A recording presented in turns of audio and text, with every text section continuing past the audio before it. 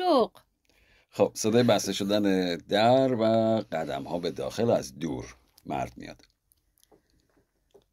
سلام سلام سلام، من اومدم ولی هیچکی خونه نیست که. بازم حتما رفتن خونه همسایه. نه انگارش که خونه نیست و این یعنی شام پیتزاست.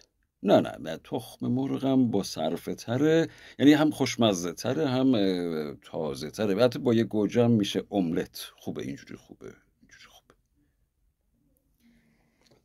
صدای چند قدم از دور به نزدیک. خانومک نه خیر شازده، از کی تا حالا حس بویاییت هم ضعیف شده؟ ها؟ اگه خوب با اون 2 سوراخ گنده روی صورتت بو بکشی، بوی غذایی رو که دیگه سرد شده میفهمی. علیک سلام. سلام خانم جون، سلام علیکم. آخه این چه ساعت اومدنه ها؟ کجا بودی تا حالا؟ دنبال یه لقمه نون حلال.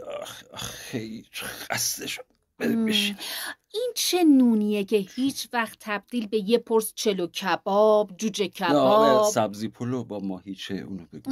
اصلا همونی که تو میگی به اون تبدیل نمیشه؟ آره؟ میشه ازت یه خواهشی بکنم؟ بگو.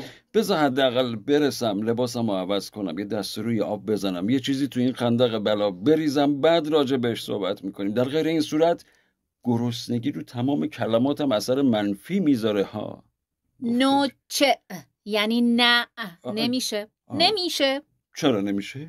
زیرا که وقت نمایشمون خیلی کمه، 7-8 دقیقه بیشتر نیست. یعنی شام میمونه بعد از نمایش؟ بله. وقت نداریم که بخوایم نمایشمون رو به خاطر یه شام و چایی و مخصوصا به آب ببندیم ها؟ راست میگی. میگم زندگی چقدر کوتاهه.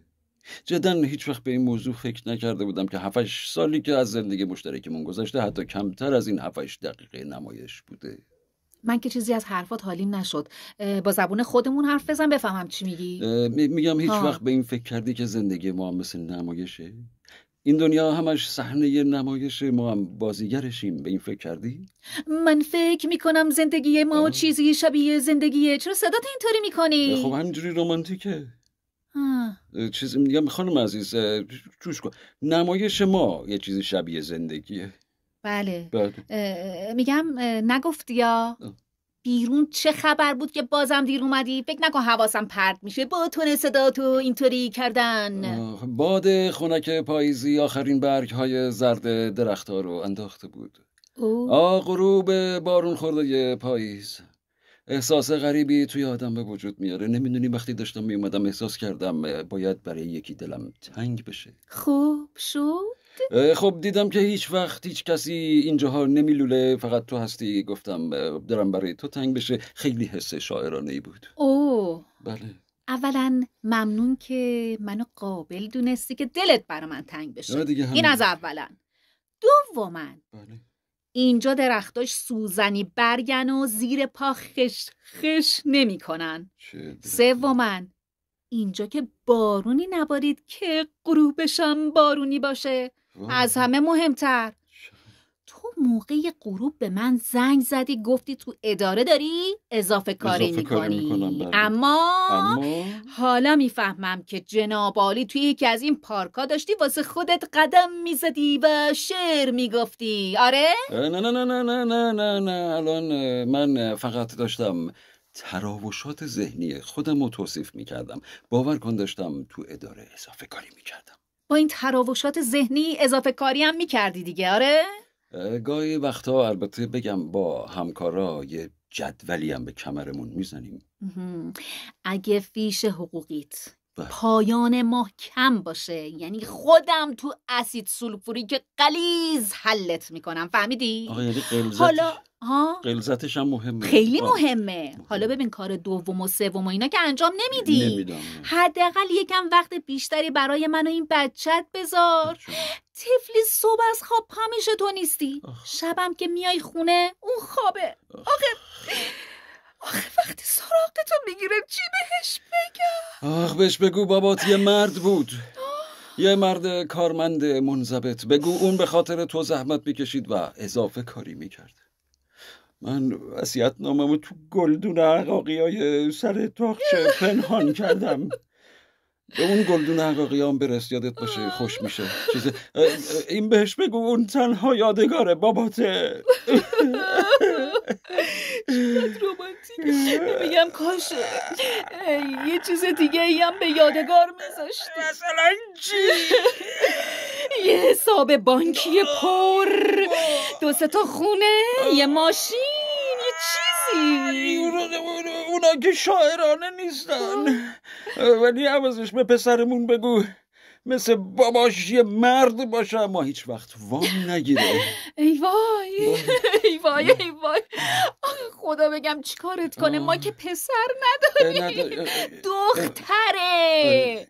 من چرا یه لحظه فکر کردم بچه‌مون پسرمون بچه است. از بس بچه‌تو نمیبینی آقا. آخ. صدای قدم‌های بچه از نزدیک به دور، از دور به نزدیک.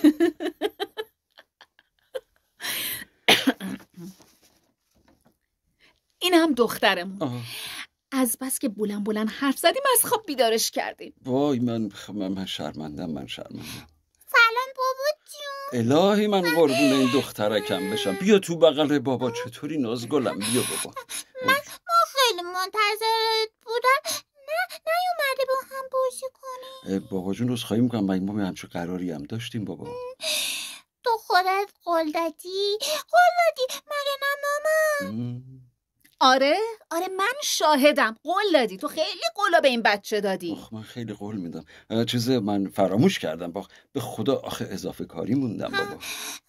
بابا جون. جون بابا. میگم چقدر واسه هر ساعت اضافه کاریت پول میگیری؟ الان من جواب این سوال چی بگم به بچه؟ فرض کن مثلا 30,000 تومان. 30,000 تومان تقسیم بر 2 میکند به عبارتی. خب 15 تومان میشه. 15,000 تومان به من بدی؟ 15,000 تومان؟ نازگل جون تو امروز اصل مگه از من 15,000 تومان نگرفتی؟ خونه نیست که سری گردنم. چیز باشه. بیا دخترم بیا ولش کن. بیا این نبرش بشکت. ببین بابا، من این 15,000 تومان هم مامان جونم گرفتم. بله. خب بله. بعد یه 15,000 تومان هم از خودت گرفتم. میشه چقدر؟ الان هم کل 30,000 تومان شد. آورین. خب پول یه ساعت اضافه کاری رو بهت میدم. فردا یه ساعت زودتر بیا خونه با من بازی کن. من دیگه نمیدونم چی بگم. این کلن همه چی رو گفت. قول میدی بیای بابا جون؟ ناره دخترم، از این به بعد همه یه وقتم و بعد از اداره میذارم برای تو. اصلا دیگه از این به بعد دخترم. این کار نازگل خیلی شاعرانه بود. میدونی کلن واژه ها عین دینامیت میمونن. پس منم تا منفجرت نکردم. پاشو اون دست و صورتتو بشور که شام بیارم. پاشو نمایش تموم شد. پاشو. خونه نیست که جبه هست اینجا. این میزنه اینو قطع کن.